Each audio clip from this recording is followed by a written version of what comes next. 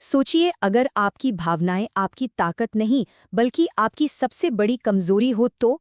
चलिए आज बात करते हैं शक्ति के एक ऐसे फलसफे की जो भावनाओं से पूरी तरह दूरी बनाने पर आधारित है, और ये चैड सेंसे के काम पर आधारित है। तो ये सब शुरू होता है इस एक दमदार ख्याल से, अपने अंदर एक ऐसे इंसान को बनाना जिस पर इमोशनल दर्द का कोई असर ही ना हो। एक ऐसा मजबूत किला जो आप कह सकते हैं धोखे और झूठ से भरी दुनिया के जवाब में तैयार किया गया हो। तो इस मंजिल तक पहुंचने का जो सफ़र है ना, वो एक बहुत ही कह सकते हैं बुनियादी कदम से शुरू होता है। अपनी भावनाओं को देखने का नज़रिया ही पूरी तरह बदल देना। अब देखिए, यहाँ पर जो बात कही जा रही है वो एक बहुत ही आम सोच को सीधे सीधे चैलेंज करती है। जिसे हम प्यार समझते हैं उसे कंट्रोल का एक तरीका बताया गया है, और देखभाल को एक दिमागी जाल। मतलब जो कुछ भी हमें सिखाया गया है ये ठीक उसका उल्टा है। और इसके पीछे का तर्क वो काफ़ी सीधा और सच कहूँ तो पावरफुल है। हर वो पल जब आप भावनाओं में बहकर कोई रिएक्शन देते हैं, असल में वही वो पल है जब आप अपनी ताकत किसी और के हाथ में थमा देते हैं। सोचिए ज़रा इस पर। यहाँ पे ये नहीं कहा जा रहा तो भावनाएं धीरे धीरे खत्म होती है, नहीं, बल्कि ये एक कॉन्शियस, एक फैसले वाला पल है। वो पल जब आपके असली रूप का जन्म होता है, एक ऐसा रूप जो ठंडा है, जिसे कोई पढ़ नहीं सकता, और हाँ, यकीनन बहुत ताकतवर है। अच्छा, तो भावनाओं पर इस नए नजरिए के बाद ये फिलॉसफी एक और चीज को अपने निशाने पर लेती है और उसे एक बहुत बड़ी कमजोरी के तौर पर दिखाती है। मतलब मानना ये है कि आपकी ज़रूरत से ज़्यादा दयालुता वो दूसरों को बदलती नहीं है, बल्कि ये उन्हें आपका अपमान करने में और भी ज़्यादा कंफर्टेबल बना देती है। और ये जो साइकिल है ना, ये बहुत खतरनाक है, क्योंकि जब आप बार बार गलत लोगों को मौके देते रहते हैं तो आप धीरे धीरे अपनी ही ताकत से दूर हो जाते हैं और एक दिन खुद के ही दुश्मन बन जाते हैं।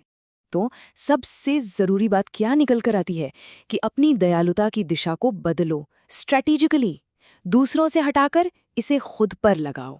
ये सेल्फ डिफेंस में उठाया गया एक कदम है।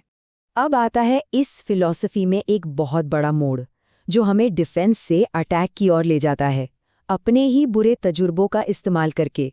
तो यहाँ पूरी कहानी ही ट्रांसफॉर्मेशन की है कि दर्द अब वो चीज़ नहीं है जो आपको तकलीफ देती है, बल्कि वो आपका फ्यूल बन जाती है जो आपको आगे बढ़ाती है।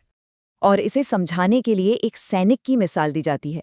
सोचिए एक ऐसे सैनिक के बारे में जिसे अपने शरीर का हर घाव पता है, उसकी जगह पता है, लेकिन वो कभी चीखता नहीं। वो बस सही वक्त का इंतजार करता है एक्शन लेने के लिए।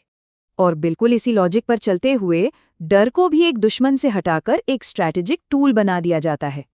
तो देखिए, डर से भागने की जगह यहाँ पर बात हो रही है उसका सामना करने की। और क्यों?